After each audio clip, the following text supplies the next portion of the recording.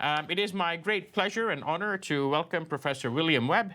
He's the editor-in-chief of IET Smart Cities, which is, again, one of the core pillars and foundations of this event. So, William, off to you. Please share some inspiring opening words.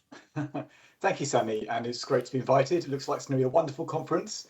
As you said, I'm here representing the IET. I'm actually one of the two editors-in-chief of the journal, along with my colleague Chai.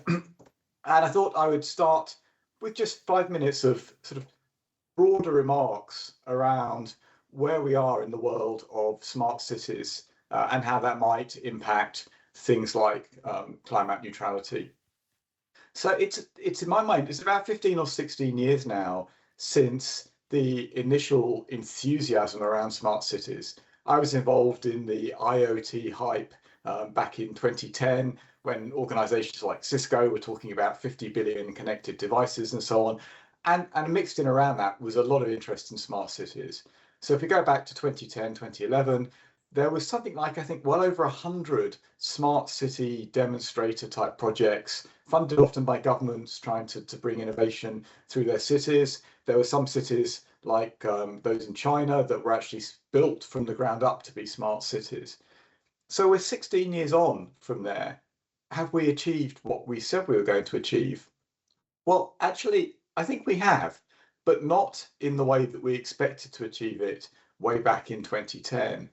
So I was quite struck. A couple of weeks ago, I was on vacation in Sydney in Australia, and I got around using Google Maps, which everyone does.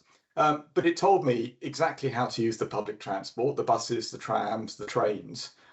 It told me where each bus was. So it could say, you need to catch the 393, it's 3 minutes away, it's just around that corner.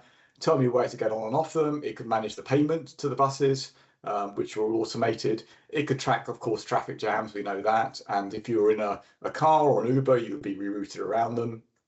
When I went to the airport to park, it could tell me exactly, well, the parking system at the airport told me exactly how many spaces there were on each level in each row. So I knew exactly where to drive to find a space down those specific rows. So all of the vision of a kind of smart integrated transport type system in a smart city, I think has been realized. I think we're pretty much there now. If we look at things like energy management, then we've got smart metering across many buildings. Most buildings have got intelligent lighting. Most cities have got some kind of intelligent lighting system that can turn on and off as needed, can report if the bulbs are not working and things like that. We stayed in a building which was very much automated.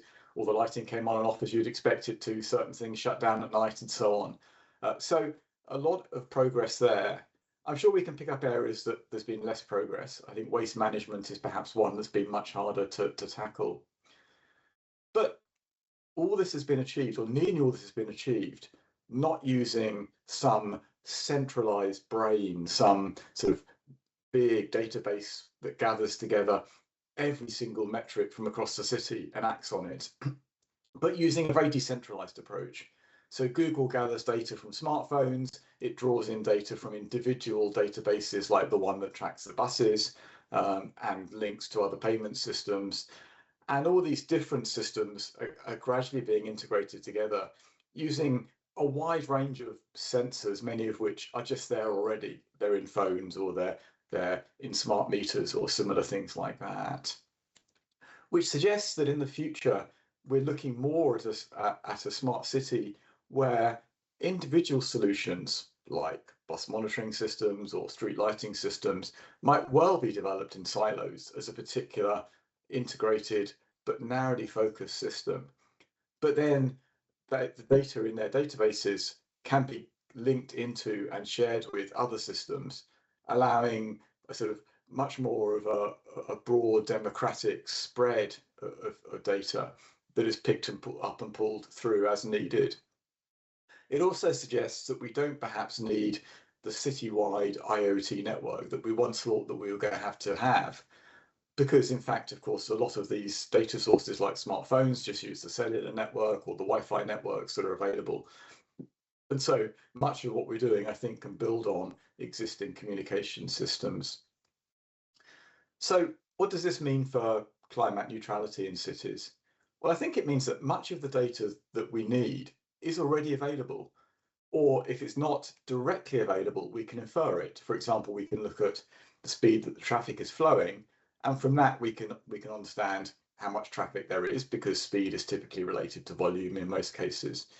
We can look at things like the electricity bills for each individual premise or company in the city, and therefore understand how much electricity they're using, importing and exporting, and things like that.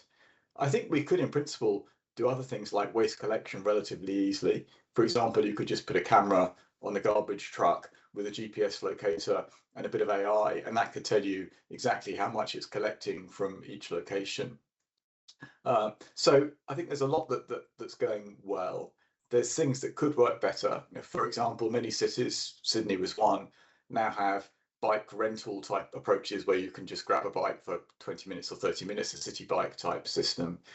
If all those were also properly integrated into the Google Maps options, then that would mean that people might well be more inclined to take more climate friendly approaches to transport. Of course, we might well still need things like digital twins, and that's something that has to be constructed. And indeed, the very hard work of doing things like electrifying all of the transport will need to take place regardless of whether we have all these sensors or not. And we shouldn't underestimate, of course, that that's where the heavy lifting really lies. But I think to finish, the good news is that actually we're well along the journey towards smart cities, that many of the original aspirations have been delivered. And I think it's undoubtable that city life is better already as a result, as my examples of my time in Sydney demonstrated. So good progress, actually, a good news story, and something I think we can build on much more to deliver things like climate neutrality. And that's me done. Back to you, Sammy. Thank you for the opportunity to speak. Thank you so much, William. I mean, it's so nice to hear your perspectives. I myself have also been working related to smart cities, if not directly, and for close to 2 decades now. And I strongly believe that we have the technology ready. It's more about piecing different things together so that we can have actionable intelligence to actually make differences. And before we move to the next, I was doing a keynote a couple of years ago, and there's the future of smart cities and stuff. So Yeah. I started digging deep, and I found out that, man, there are so many smart cities around the world labeled as smart cities, which are actually ghost towns Yes. because they're technologically brilliant, but they were not designed for people. Yeah. I And think this that's always exactly comes right. me to the Yeah. notion that a smart city is only as smart as the people who actually live and use the solutions.